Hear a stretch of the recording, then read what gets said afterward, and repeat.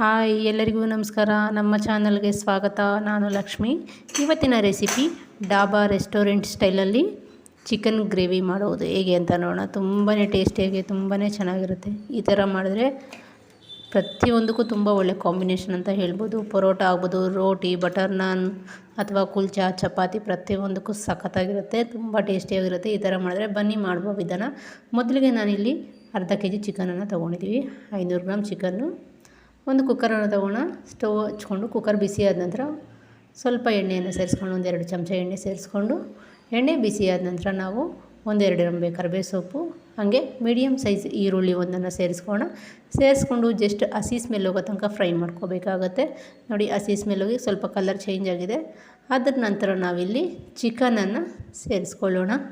ನೋಡಿ, complete chicken ಎಲ್ಲ ಸೇರಿಸ್ಕೊಂಡು ನಾವು ಆಲ್ರೆಡಿ 2 ಸಲ ವಾಶ್ ಮಾಡಿ ತೊಗೊಂಡಿರುವಂಥ ಚಿಕನ್ನು ಇವಾಗ ಕಂಪ್ಲೀಟಾಗಿ ಒಂದು 5-10 ನಿಮಿಷ ಚೆನ್ನಾಗಿ ಫ್ರೈ ಮಾಡ್ಕೊಳ್ಳೋಣ. ಚೆನ್ನಾಗಿ ಮಿಕ್ಸ್ ಮಾಡ್ಕೊಳ್ಳೋಣ.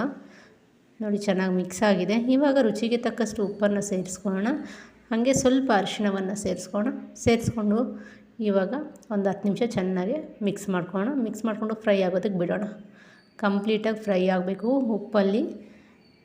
ಅಷ್ಟರಲ್ಲಿ ನಾವೊಂದು ಚಿಕ್ಕದಾಗಿ ಪೇಸ್ಟ್ ರೆಡಿ ಮಾಡ್ಕೊಳ್ಳೋಣ. ನೋಡಿ, ನಾನು ಸ್ವಲ್ಪ ಕಾಯಿ ತುರಿ, ಹಾಗೆ 1 ಇಂಚು ಶುಂಠಿ, 2 ಮೀಡಿಯಮ್ ಸೈಜ್ ಬೆಳ್ಳುಳ್ಳಿ, 1 ಈರುಳ್ಳಿ, ಹಾಗೆ 1 ಹಿಡಿ ಕೊತ್ತಂಬರಿ ಸೊಪ್ಪು, 1 ಹಿಡಿ ಪುದೀನ ಸೊಪ್ಪನ್ನು ಸೇರಿಸ್ಕೊತಾ ಇದ್ದೀವಿ ರುಬ್ಕೊಳ್ಳೋದಕ್ಕೆ.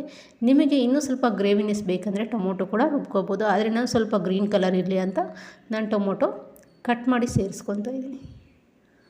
ನೋಡ್ಬೋದು. ಇವಾಗ ಇದನ್ನ ರುಬ್ಕೊಳ್ಳೋಣ ಕಂಪ್ಲೀಟಾಗಿ. ಇವಾಗ ಧನಿಯಾ ಪೌಡರ್, ಹಾಗೆ ಅಚ್ಕಾರದ ಪುಡಿ, ಗರಂ ಮಸಾಲ, ಚಿಕನ್ ಮಸಾಲ. ನಾನು ಇಲ್ಲಿ ಗರಂ ಮಸಾಲ ಉಪಯೋಗಿಸ್ತಾ ಇದ್ದೀನಿ. ನಿಮಗೆ ಬೇಡ ಅಂದರೆ ಚಕ್ಕೆ, ಲವಂಗ, ಏಲಕ್ಕಿ, ಗಸಗಸೆಯನ್ನು ಉಪಯೋಗಿಸ್ಕೋಬೋದು. ಹಾಗೆ ಒಂದು ಸ್ವಲ್ಪ ನೀರನ್ನು ಸೇರಿಸ್ಕೊಂಡು ನುಣ್ಣಗೆ ಪೇಸ್ಟ್ ಮಾಡ್ಕೊಂಡಿದ್ದೀವಿ. ನೋಡಿ, ಹಾಗೆ ಇಲ್ಲಿ ನಾನು 4 ಹಸಿಮೆಣ್ಸಿನ್ಕಾಯಿ ಸೇರಿಸ್ಕೊಂಡಿದ್ದೀನಿ. ಹಸಿಮೆಣ್ಸಿನ್ಕಾಯಿ ವೀಡಿಯೋ ಸ್ಕಿಪ್ ಆಗಿಬಿಟ್ಟಿದೆ. ಹಾಗೆ ಒಂದು ಮೀಡಿಯಮ್ ಸೈಜ್ ಟೊಮೊಟೊವನ್ನು ಕೂಡ ಸೇರಿಸ್ಕೊಂಡು ಕಂಪ್ಲೀಟಾಗಿ ಮಿಕ್ಸ್ ಆಗಿದ ನಂತರ ನಾವು ಒಂದು 5 ನಿಮಿಷದ ನಂತರ ರುಬ್ಕೊಂಡಿರುವಂಥ ಮಸಾಲೆಯನ್ನು ಸೇರಿಸ್ಕೊಳ್ಳೋಣ. ವೀಡಿಯೋ ಸ್ಕಿಪ್ ಮಾಡ್ದಂಗೆ ನೋಡಿ, ಕಂಪ್ಲೀಟ್ ಪ್ರೋಸೆಸ್ ಗೊತ್ತಾಗುತ್ತೆ. ಹಾಗೆ ನಮ್ಮ ಅಕ್ಕಪರ್ದಿನಿ ಸ್ಪೆಷಲ್ ಚಾನಲ್ಗೆ ಸಪೋರ್ಟ್ ಮಾಡಿ ಸಬ್ಸ್ಕ್ರೈಬ್ ಮಾಡ್ತೀರಾ ಅಂದ್ಕೊತಾ ಇದ್ದೀರಾ. ಸಬ್ಸ್ಕ್ರೈಬ್ ಮಾಡಿದ ಪ್ರತಿಯೊಬ್ಬರೂ ಪಕ್ಕದಲ್ಲಿರುವಂಥ ಬೆಲ್ಲೈಕನ್ನ ಕ್ಲಿಕ್ ಮಾಡಿ, ಹಾಗೆ ವೀಡಿಯೋ ಫ್ರೆಂಡ್ಸ್ ಆ್ಯಂಡ್ ಫ್ಯಾಮಿಲಿ ಮೆಂಬರ್ಸ್ಗೆ ಶೇರ್ ಮಾಡಿ. ಇವಾಗ ಕಂಪ್ಲೀಟಾಗಿ ಮಿಕ್ಸ್ ಮಾಡ್ಕೊಳ್ಳೋಣ. ಮಸಾಲೆ ಸೇರಿಸ್ಕೊಂಡಿದ್ದೀವಲ್ಲ, ಇವಾಗ ನಾವು ರುಬ್ಕೊಂಡಿರುವಂಥ ಮಸಾಲೆಗೆ 1/4 ಗ್ಲಾಸಷ್ಟು ನೀರನ್ನು ಸೇರಿಸ್ಕೊಳ್ಳೋಣ. ನಾನಿಲ್ಲಿ ನೀರು ಜಾಸ್ತಿ ಉಪಯೋಗಿಸ್ತಾ ಇಲ್ಲ, ಏಕೆಂದರೆ ಗ್ರೇವಿನೆಸ್ಸು ಸ್ವಲ್ಪ ತಿಕ್ಕನೆಸ್ ಆಗಿರಬೇಕು. ಆವಾಗ ತುಂಬಾ ಚೆನ್ನಾಗಿರುತ್ತೆ ಗ್ರೇವಿ. ಹಾಗಾಗಿ ನೋಡಿ, ಕಂಪ್ಲೀಟಾಗಿ ಮಿಕ್ಸ್ ಮಾಡ್ಕೊಂಡಿದ್ದೀನಿ. ಇವಾಗ ಒಂದು ಸ್ವಲ್ಪ ನೀರನ್ನು ಸೇರಿಸ್ಕೊಂಡು ಇದನ್ನು ಕೂಡ ಕಂಪ್ಲೀಟಾಗಿ ಮಿಕ್ಸ್ ಮಾಡ್ಕೊಳ್ಳೋಣ.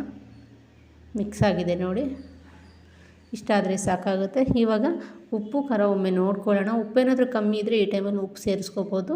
ನನಗೆ ಉಪ್ಪು ಖಾರ ಕರೆಕ್ಟಾಗಿದೆ. ಹಾಗಾಗಿ ನಾನು ಕುಕ್ಕರ್ ಲಿಡ್ಡನ್ನು ಕ್ಲೋಸ್ ಮಾಡಿ ಜಸ್ಟ್ 1 ವಿಸಿಲ್ ಕೂಗಿಸ್ಕೊತಾ ಇದ್ದೀನಿ. 1 ವಿಸಿಲ್ ಬಂದಿದೆ ನೋಡಿ. 1 ವಿಸಿಲ್ ಬಂದಿದ ನಂತರ ನೋಡಿದ್ರಲ್ಲ ಎಷ್ಟು ಚೆನ್ನಾಗಿ ಬಂದಿದೆ ಅಂತ ಬ್ಲೋ ಬಿಟ್ಟಿದ ಮೇಲೆ ತೋರಿಸ್ತಾ ಇದ್ದೀನಿ. ನಾನು ತುಂಬಾ ಟೇಸ್ಟಿಯಾಗಿ ಬಂದಿತ್ತು. ನಾನಂತೂ ಇಲ್ಲಿ ಪರೋಟ ಜೊತೆ ಸರ್ವ್ ಮಾಡ್ಕೊಂಡಿದ್ದೆ. ತುಂಬಾ ಚೆನ್ನಾಗಿತ್ತು. ತಪ್ಪದೆ ನೀವು ಟ್ರೈ ಮಾಡಿ. ನೋಡಿ ಎಷ್ಟು ಚೆನ್ನಾಗಿ ಬಂದಿದೆ ಅಂತ ಗ್ರೇವಿನೆಸ್ಸು. ಇವಾಗ ಒಂದು ಬೌಲ್ಗೆ ಸರ್ವ್ ಮಾಡ್ಕೊಂಡು ಸ್ವಲ್ಪ ಕೊತ್ತಂಬರಿ ಸೊಪ್ಪನ್ನು ಸೇರಿಸ್ಕೊಂಡು ನಾವಿಲ್ಲಿ ಪರೋಟ ಜೊತೆ ಸರ್ವ್ ಮಾಡ್ಕೊತಾ ಇದ್ದೀವಿ. ಇಷ್ಟ ಆಗಿದರೆ ನೀವು ತಪ್ಪದೆ ಟ್ರೈ ಮಾಡಿ. ಹೇಗೆ ಬಂದಿತ್ತು ಅಂತ ಕಮೆಂಟ್ ಮೂಲಕ ಕಮೆಂಟ್ ಮಾಡಿ. ಹಾಗೆ ತಪ್ಪದೆ ನಮ್ಮ ಅಕ್ಕಪರ್ದಿನಿ ಸ್ಪೆಷಲ್ ಚಾನಲ್ಗೆ